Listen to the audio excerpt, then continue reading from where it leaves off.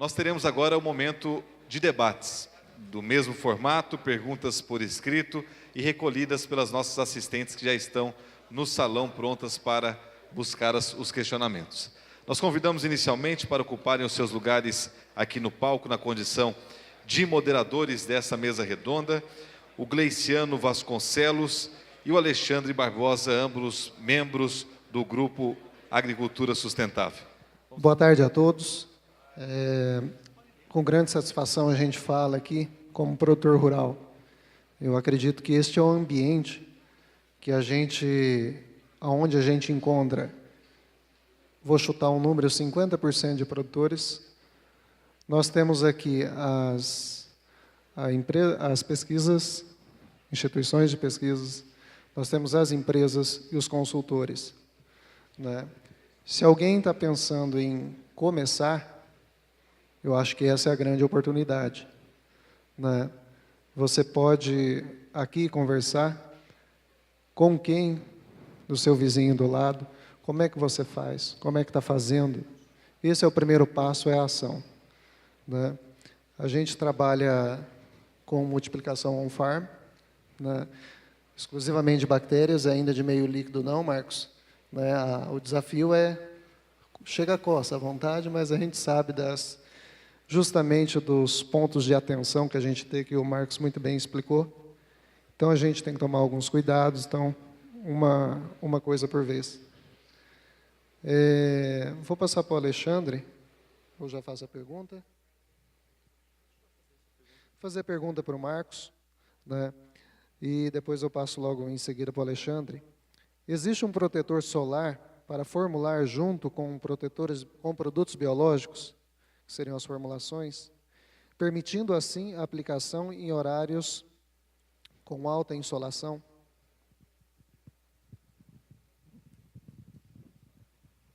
Isso com a pergunta difícil, eu esperava uma pergunta fácil no começo, e crescendo, né, aos pouquinhos, mas vamos lá. Existem vários estudos com protetores solares, tanto químicos quanto físicos, tá? Mas a grande verdade é que até hoje ninguém conseguiu chegar num protetor solar realmente eficiente, realmente bom. Quando se chega a um resultado interessante, por exemplo, a meia-vida do fungo sob determinada condição é de 5 horas, tomando sol. Aí usa o protetor solar, vai para 5 horas e 15 minutos. Então, esse é o tipo de melhora que se tem obtido. Então, mais eficiente do que hoje em dia, né, do que protetor solar, é realmente o horário de aplicação.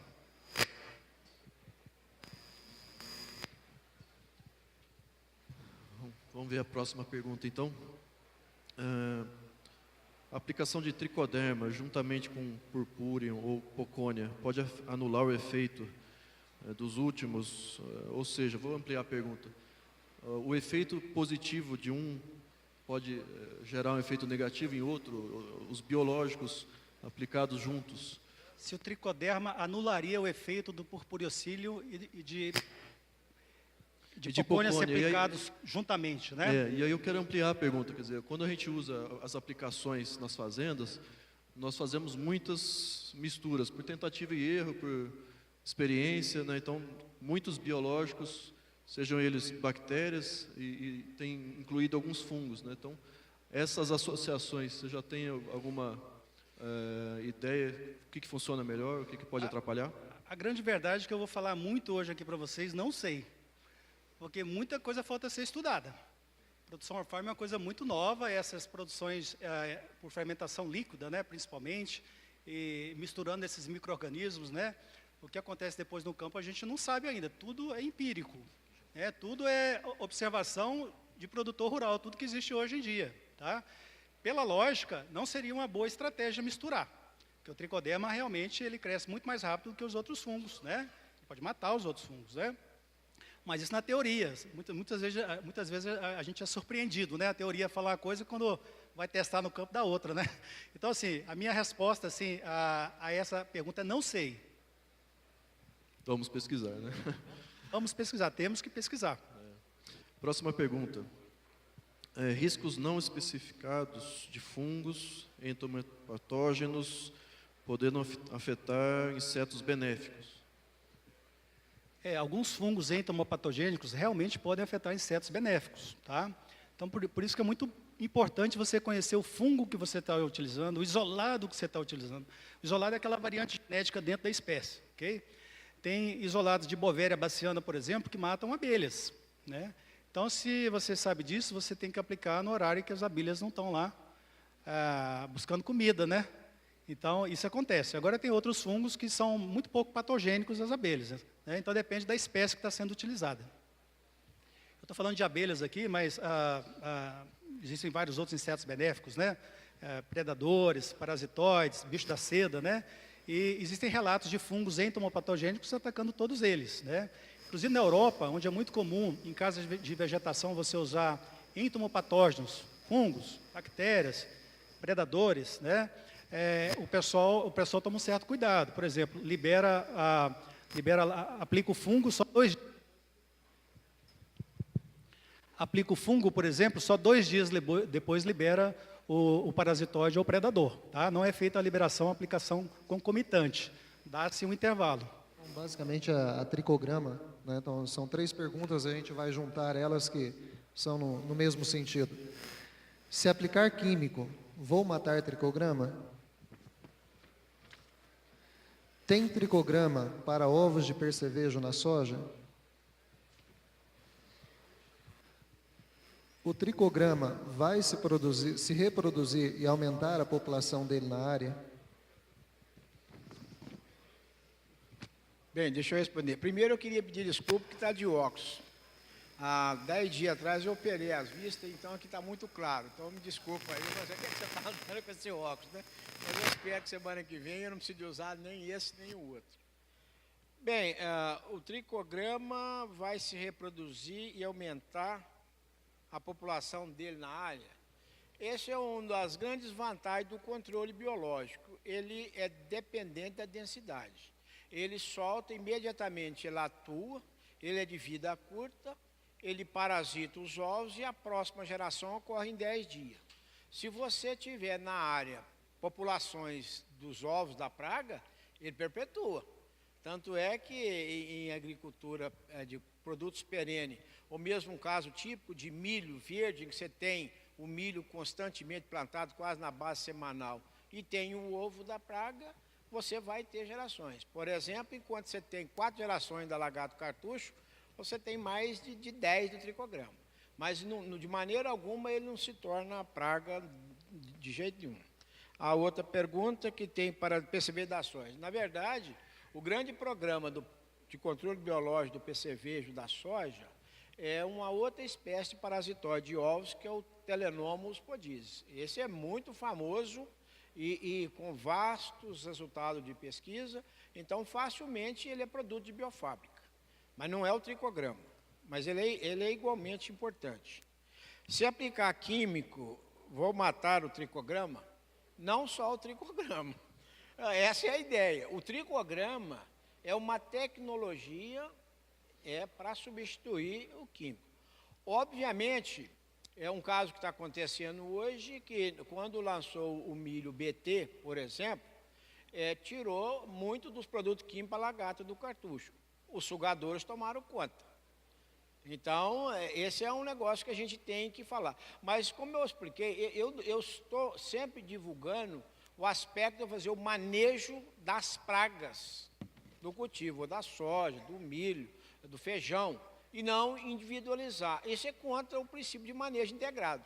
Nós não vamos trabalhar olhando um foco, é o todo. Então, a ideia é essa, mas realmente, se você soltar o tricograma, ele com 2 dias, ele já fez o serviço, já está pronto para morrer.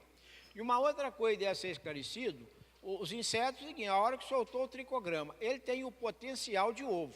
A hora que ele desovar o tanto que ele faz, acabou, ele não vai fazer mais o serviço. Então, nós vamos contar com a geração seguinte. Por isso, até conversando com alguns, muitas vezes você compra da biofábrica e ele não te explica direito. Hoje, a melhor maneira de você ter o sucesso maior do tricograma é pegar uma dose recomendada cheia e dividir em 3 aplicações, de 3 em 3 dias. Porque aí você tem a constância do tricograma na área. Mas o químico, não é essa a ideia, não. E ainda nós precisamos de avançar muito naqueles controles via tratamento de semente, que apesar de ser químico, tem uma certa seletividade. Mas pulverizações aéreas, o risco é muito grande. Próxima pergunta, controle biológico de formigas cortadeiras, saúvas. Pode ser para os dois. Eu vejo o seguinte, a saúva, na verdade, nós precisamos combater é o fungo, né? Ele que... Mas é difícil você falar no controle da saúva, especialmente quando ela está muito fácil de você achar, mas para você ver, nesse cerrado, às vezes você não consegue nem entrar lá dentro de uma mata e longe que você não consegue.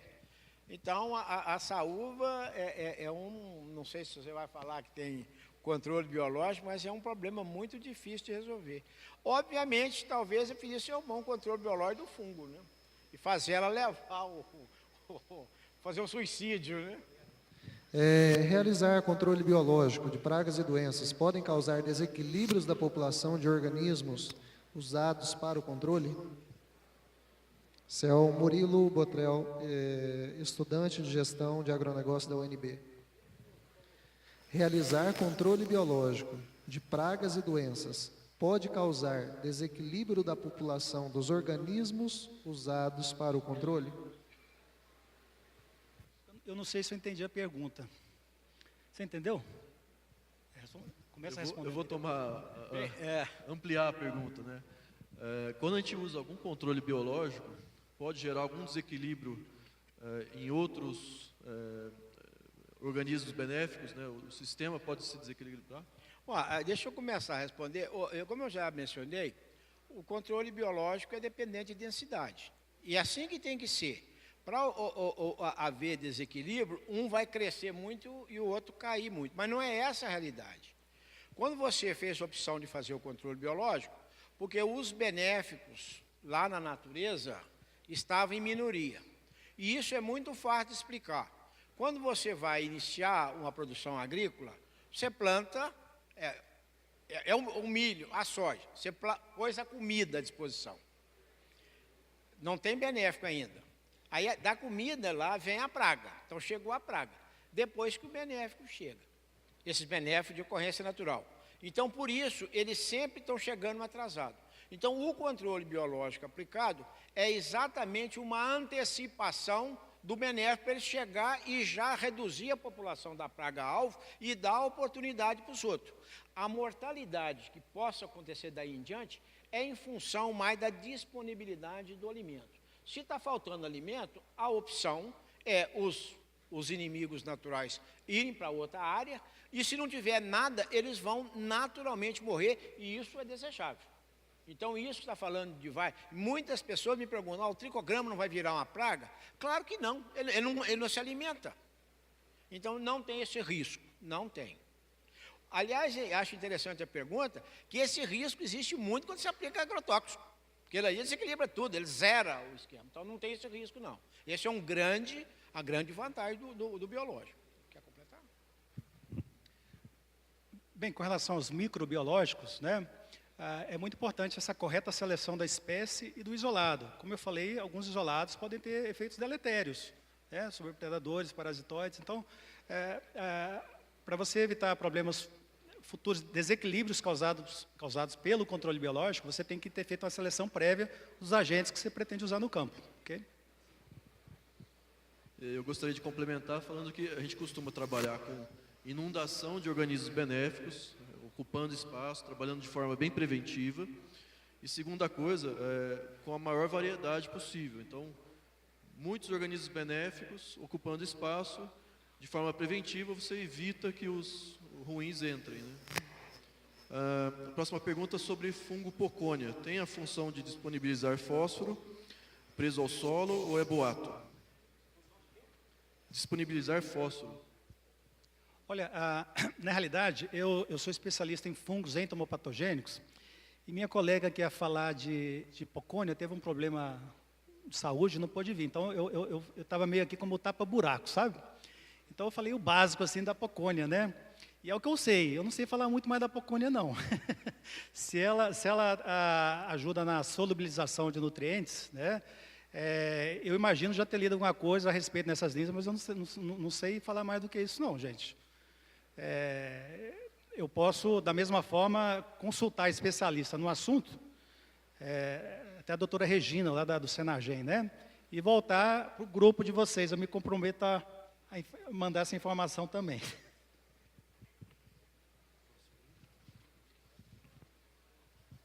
Com relação ao aparecimento e ao equilíbrio, eu tenho uma experiência na minha área esse ano, onde eu consegui fazer todo o manejo da soja em 370 hectares só com fungicida biológico. A partir do momento que a gente, isso eu tenho observado já há 3 anos, que a gente diminui a carga de produtos químicos, começa a se manifestar num talhão pequeno de 40 hectares, a gente já observou ovos parasitados com tricograma. Então, a natureza é muito resiliente. Se a gente não atrapalhar, a gente já ajuda muito, sabe? Isso a gente vê na prática, no campo, no dia a dia. Se a gente não atrapalha, já ajuda muito. Bem como um percevejo morto por Isaria fumiosa. Né? Nós coletamos, isolou, pedi para isolar, né, para a gente depositar no banco da Embrapa, conforme tem que fazer da forma legal. Então, se a gente não atrapalhar, a gente já ajuda muito. Que tipo de trabalho está sendo feito sobre micorriza fungi arbuscular, uso como inoculante? Micorriza? Nós, no nosso departamento lá no Senagem, a gente trabalha só com controle biológico. A gente não vem trabalhando com micorriza. Trabalha com vírus entomopatogênicos, fungos entomopatogênicos, fungos antagonistas, fungos nematicidas, mas não com micorriza. E o que a gente, e eu acredito que daí não é só aqui está direcionado para o Ivan, a Embrapa fornece cursos e treinamentos para multiplicação, né, doutora Rosa? Curso e treinamento para multiplicação on-farm. Acho que você pode responder. Sobre uma demanda, me permite, doutora Rosa? Eu acho que primeiro eu quero retribuir a sua fala aqui na tribuna, né, da coragem, e isso nós produtores, principalmente do gás, a coragem também não é só dos produtores, de nós fazermos diferente lá no campo. É a coragem dos pesquisadores nos apoiarem e ver que faz muito sentido, porque nós estamos buscando o bem comum, igual a vocês. Então, muito obrigado, grato por vocês acreditar. E a nossa experiência, e de lá para cá a nossa história começou, quando nós resolvemos, nesse trabalho de produtor, há 1 ano nós inauguramos uma empresa, e antes de inaugurar a empresa, a GVBio, eu comecei a me preparar, né, porque a minha primeira experiência com controle biológico ela foi frustrada. Né? Só o que me chamou a atenção foi que eu tirei 200 hectares sem fungicida químico e a planta sadia. Eu falei, espera aí, alguma coisa aí que está acontecendo que não é de tanto errado assim. E aí a gente foi conhecendo pessoas, né, e quando eu defini por abrir a empresa, eu fui correr atrás de conhecimento, né? Porque a nossa agricultura, né, Rogério, ela não é, essa agricultura sustentável que nós praticamos aqui é uma agricultura de conhecimento, não é uma agricultura de produtos, né? Então esqueçam produtos, e sim conhecimento. E aí nós fomos correr atrás disso, e a doutora Rose, eu comentei até de multiplicação on-farm, né?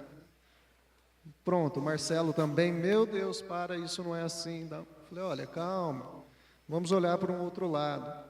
Se não tivesse dando certo, isso eu posso afirmar, vocês não estariam aqui. Né? Porque eu sou produtor rural, a gente é produtor rural. Deu errado, esparrama com WhatsApp, então, nossa senhora, isso daqui vira uma loucura.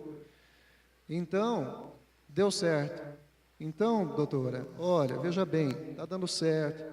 Eu posso afirmar, eu reduzi 40% de insumos químicos na minha lavoura esse ano. Isso eu falo, o Brasil hoje tem tecnologia para isso, e nós precisamos melhorar muito, mas já tem, disponível, está aí. Né? E aí começou a história, e a doutora Rose, muito empenhada, começou a olhar, a escutar. Nós também não somos donos da verdade, né, nós produtores, mas ela começou a escutar, a observar e foi se inteirar de todo esse ambiente. E aí teve o curso de controle biológico, né, lá na Embrapa tem o curso de controle biológico, tem o curso de qualidade, né, de multiplicação on-farm, que foi feito. Encontrei o professor Ivan, falou, vem aqui em Minas, vou te mostrar como é que faz o tricograma. Então, eu acredito que a Embrapa faz sim. Me desculpa alongar um pouquinho nessa história, mas não podia deixar de registrar, doutora. Muito obrigado.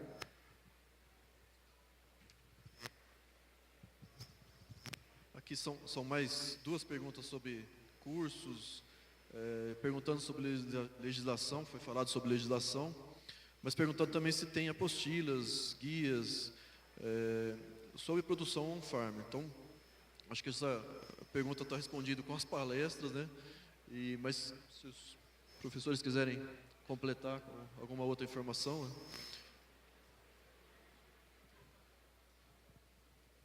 Bem, sobre a produção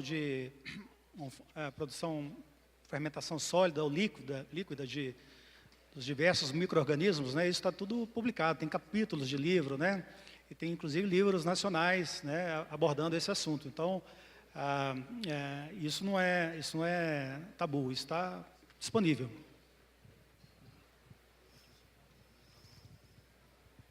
Bem, eu só queria comentar uma coisa. Na verdade, eu vejo que são duas coisas bem distintas, que é a criação de predadores e parasitoides e os entomopatogênicos. E realmente, quando fala esse negócio de on-farm, os entomopatogênicos, eu acho que a maior experiência que nós temos no Brasil foi quando começou o controle da cigarrinha, das pastagens, que entrou com um fungo e depois vendeu o outro. Foi a maior decepção desse país. Mas no caso, por exemplo, dos parasitoides, eu costumo dizer o seguinte, a Embrapa recebe as pessoas, com 2 dias eles aprendem tudo. Obviamente, o aprendizado não é bem assim, né? Depois eles vão embora e depois tem as dúvidas. Mas como é que é hoje o protocolo para parasitoides e predadores? Qualquer pessoa que quer produzir tem que manifestar a vontade para a Embrapa, faz um contrato, assina um contrato de confidencialidade e depois transferência de tecnologia. E estou falando isso porque é interessante, eu queria falar uma outra coisa. Nós orientamos um estudante que fez um trabalho de MBA em viabilidade biofábrica. A fábrica de tricograma, ele começa a dar lucro no 7º mês que você monta a fábrica. Eu não sei se realmente como é que é isso em relação aos entomopatógenos. Então, esse é um ponto. Entra no 7º mês, está dando lucro. E esse lucro, inclusive, leva em consideração que o maior custo da fábrica é o local. Então, é interessante que o colega que fez o trabalho de MBA, ele começou calculando todos os custos da biofábrica, que já estão disponíveis, e o custo começou falando que ia construir a infraestrutura. Falei com ele, não, faz primeiro como se fosse alugado a infraestrutura. Então, você diminui tremendamente o custo. Então, tem 2 pessoas aqui de Goiânia que foram me visitar e falou, olha, aqui de Goiás, falou, olha, eu já tenho uma estrutura prontinha que está parada. Então, praticamente, o custo é só de material de consumo e mão de obra. Isso para ter é demais, entendeu? Então, e outra coisa que a gente costuma dizer, quando você vai produzir o tricograma, de quebra, o ovo que produz para produzir o tricograma, você pode produzir o bicho lixeiro, as joaninhas, e principalmente, há uma sobra de alimentos para produzir os ovos da taça das farinhas, você pode usar para outras coisas, pode dar para galinha, pode dar para peixe. Então, você tem chance cada vez mais de você reduzir custo. Mas isso aí, realmente, em qualquer capacitação, imagine na Embrapa ou fora da Embrapa, esse é o esquema. Por que nós estamos falando em Embrapa? Hoje você não consegue visitar uma empresa privada, né? Não vai deixar a pessoa ir lá aprender dentro da iniciativa privada, né? Então, tem que ser pública. Próxima pergunta, qual que é o efeito do tricoderma na cultura da cana-de-açúcar? Alguém sabe aí? O senhor sabe? Eu não trabalho com tricoderma, né? Mas tricoderma é um fungo tão excepcional que eu acredito que o efeito seja bom. Tem que medir. Outra pergunta: como os fungos nematicidas atacam os nematóides moleidógene?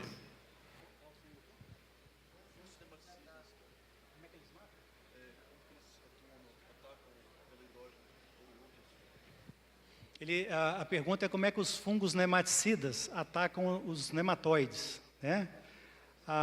Bem, existem vários fungos nematicidas. Por exemplo, ali o Purpureocílio liláceo, né? Ele tem uma estrutura infectiva, que é um conídeo aéreo, né? Aquele que tem o formato fusiforme. E esse conídeo aéreo, ele tem a condição de se aderir à cutícula do nematóide. E o processo é muito semelhante ao que eu mostrei para fungo. Ele penetra dentro do nematóide e leva ele à morte. Esse é o mecanismo. Existem outros fungos nematicidas. Por exemplo, existe um muito interessante chamado Arthrobotres, que não existe produto comercial. Ele existe no solo, muito comum, ele faz laços. E na hora que o nematóide vai passar pelo laço, ele fecha o laço e mata o nematóide sufocado, né? Então, existem vários mecanismos, né? Depende da espécie, ok? 2 perguntas para encerrar o nosso painel. O Flávio, de Santa Bárbara do Oeste, pergunta para o Dr. Ivan Cruz: existe algum controle através de parasitoides ou inimigo natural para carrapato estrela? Na minha região está havendo muitas mortes pela febre maculosa. Olha, o carrapato é bem complicado mesmo, né? Inclusive, eu oriento um trabalho de dissertação que, bem, eu espero que eu estou falando mesmo carrapato, bovino, é o bovino. Então, é possível que tenha sim, porque, inclusive, como o carrapato, ele passa uma parte da vida dele na pastagem, então, já existem alguns relatos. Mas eu acho que talvez até pensar na questão dos micro-organismos aplicado em pastagem pode ser uma solução. Mas o carrapato, nós temos, inclusive, desse trabalho da pessoa, esse hoje é o que mais come dinheiro nessa agricultura, é exatamente o carrapato, né? Mas buscando acha, né? Tem que ter fé. Bom, eu conheço, né? A garça, né? Por que não, né? Mas complementando o trabalho, esqueci o nome do menino que fez o curso com a gente, Rose. Lembra que ele tinha um trabalho de fungos em cima de carrapato? Eu vou lembrar o nome dele depois, eu dou uma olhadinha aqui e a gente se fala. Sobre usar fungo para insetos, ácaros, carrapatos que transmitem doenças, às vezes é complicado. Por exemplo, se você tem um problema de mosca branca em tomateiro, você vai querer usar uma Bovera baciana, essa Bovera não vai matar 100% das moscas brancas, vai matar aí um percentual bem menor. E aquelas que sobrevivem continuam transmitindo o geminivírus para toda a sua plantação de tomate. Então, quando a gente fala de fungo para controlar carrapato, que transmite aí o carrapato estrela aí, né? Funciona. Bovera baciana mata esse carrapato, né? Só que não mata 100%. E pelo fato de não matar 100%, matar aí 60% talvez, os 40% sobreviventes continuam transmitindo a doença, né? Na realidade, lá na Exalc, eu não estudei lá, mas um colega meu estudou e disse que teve uma época com muito problema de carrapato lá, né? Transmitindo essa doença lá no campus da Exalc, né? E eles fizeram lá um programa que incluiu também o uso de Bovera baciana, mas foi um MIP, né? Vamos dizer assim, né? E Bovera foi um dos agentes integrantes desse programa. Ajudou. Mas ela sozinha não controla, não. Acredito que é a última pergunta. Quando utilizamos pó de rocha no solo ou foliar, disponibilizamos silício para a planta, que forma uma camada protetora. Em sua opinião, essa camada pode ou causa efeito sobre as pragas? Pode acontecer o desgaste do aparelho mastigador ou dificuldade de perfuração para os sugadores? Pergunta do Guilherme, estudante de agronomia aqui da UFG. Na realidade, o exemplo clássico de sílica na cana-de-açúcar já foi provado que ele interrompeu a infestação da broca da cana. A minha ideia, e eu estou trabalhando nisso, que pode haver algum efeito, especialmente na cigarrinha que transmite os enfesamentos. Então, mas aí nós estamos ainda trabalhando. A ideia é realmente você endurecer a parede e ela não conseguir injetar o seu aparelho bucal e transmitir os enfesamentos. Bem, isso aí nós não estamos falando nada de controle biológico, né, na praga.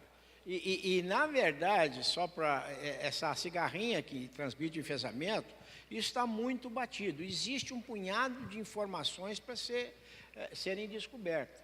Mas, por exemplo, se essa cigarrinha, se ela picou uma planta infectada hoje e vai infectar uma planta, vai comer uma planta sadia, ela não transmite.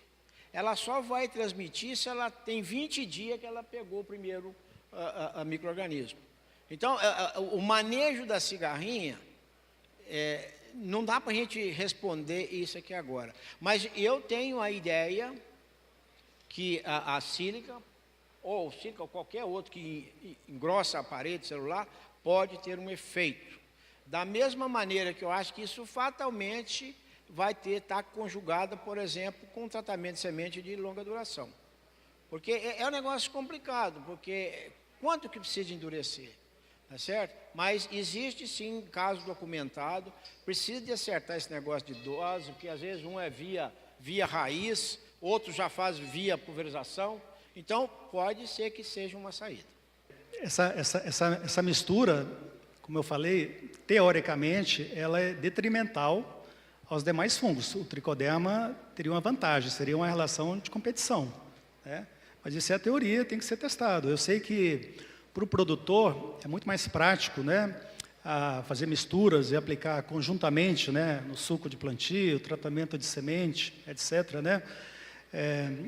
Eu acho que isso tem que ser testado. Eu acho que já tem pessoas que vêm usando isso há algum tempo aqui e talvez possa até, nesse momento aqui, contar a sua experiência, se está tendo sucesso no tratamento de sementes ou na mistura de suco, etc., né? Porque eu desconheço, mesmo porque não é a minha área, eu desconheço dados de literatura, mas alguém pode ter algum relato aqui sólido, né, para passar para a gente começar a pesquisar. Tem uma outra pergunta. Esses controles biológicos on-farm são baratos. O professor comentou de, às vezes, parcelar a dose recomendada em 3 vezes ou mais vezes. Isso, o que eu percebo nas nossas experiências é que quando a gente parcela, você consegue um controle melhor.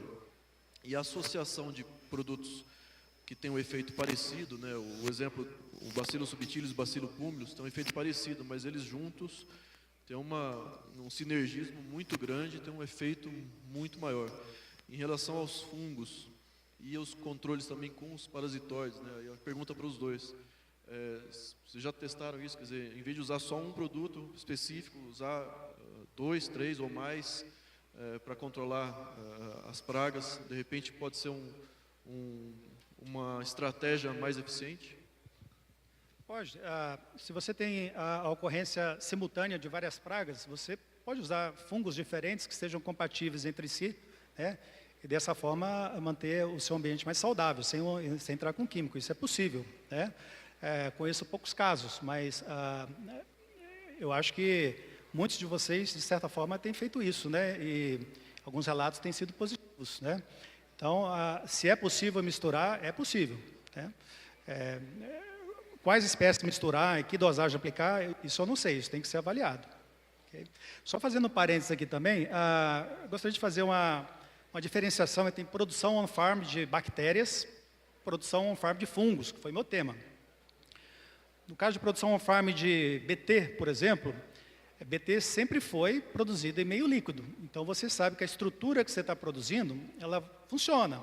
Então, se você tem um isolado selecionado e você está fazendo tudo direito, é o meu entendimento que, ao final do processo, você vai ter um produto que tem condições plenas de funcionar no campo. Tá? Isso é bem diferente do que eu falei, porque eu falei que a produção on-farm de fungos em meio líquido, você vai produzir propágulos que a gente ainda não sabe se funcionam sob condições tropicais, né? Então, por isso que seria irresponsável da minha parte chegar aqui e falar que vocês devem continuar de olhos fechados, investindo numa estrutura, comprando equipamentos, contratando pessoal para produzir fungos on-farm em meios líquidos, né? Se ainda a gente não sabe se essas estruturas são funcionais ou não no campo. Tá? Então, eu gostaria de fazer essa diferenciação. Bem, a minha posição é o seguinte: qualquer método de controle depende do fluxo da praga. Então, quando nós estamos falando aqui em usos benéficos, nós estamos falando que o produtor tem que estar monitorando a praga. É um pouco diferente, os entomopatógenos são mais específicos, mas, por exemplo, se eu pudesse liberar um parasitoide de larva, seria ótimo, porque aí eu tô, na verdade, compondo a biodiversidade. O outro lado, hoje, um dos menores benéficos que nós temos é a tesourinha. A tesourinha vai em pulgão, vai em vários insetos. Isso significa, para mim, a aplicação inoculativa. O tricograma é inundativo, em grande quantidade, e aí nós podemos trabalhar em povoar a propriedade rural com quantidades menores, com um bicho até de longa duração. Por exemplo, as tesourinhas, é interessante que tem duas espécies, uma com asa e outra sem asa. Provavelmente, em nível de propriedade, se eu soltar uma quantidade menor do inseto sem asa, mas que vive 1 ano, eu estaria contribuindo para você aumentar a biodiversidade e garantir esse controle da praga-alvo e as outras. Então, eu acho que nos casos dos insetos, se tem oportunidade, até mesmo via as associações dos produtores, e de fazer isso, e principalmente em lugares que você está com a biodiversidade baixa. Mas a primeira coisa é, por município, levantar a biodiversidade. Porque se ela está lá, bem, se não tiver, você começa a produzir essa nova biodiversidade.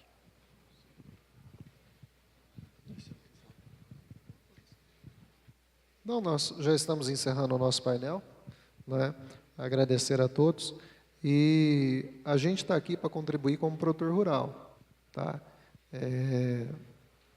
Nós queremos passar, o bacana desse grupo aqui, é o que a gente compartilha. Né? Deu certo e deu errado, a verdade é a mesma. Né? Controle biológico on-farm, funciona 100%? Não, tem multiplicação que não. Não é fazer contraponto, mas quantas vezes eu mesmo já reapliquei a aplicação de produtos químicos? Né? É uma questão de consciência que estamos trabalhando com vida, como foi dito aqui. Né? Mas com alguns cuidados, nós conseguimos muito sucesso, sim. Né? E depois que você experimentar a primeira vez, eu tenho certeza que vocês não largam e só aumentam e vão numa busca contínua de conhecimento e vão estar com a gente aqui compartilhando, e no 3º, no 4º, no 5º, no 6º fórum. Tá joia? Da minha parte é isso. Passar por Alexandre. Obrigado. Eu só queria agradecer a oportunidade, agradecer ao Rogério e ao grupo, aos professores aqui pelas excelentes palestras. Gostei muito e continuamos à disposição. Quem perguntou aí que ficou alguma dúvida, pode nos procurar. Sobre os cursos, estamos à disposição, tanto do grupo como todos os professores que vieram aqui, os palestrantes. Né? É isso. Muito bem, os aplausos de todos. Está encerrado essa mesa de debates. Dr. Ivan Cruz recebendo aí o seu presente, uma lembrança da comissão organizadora, e também Dr. Marcos Faria recebendo aí a sua lembrança do evento.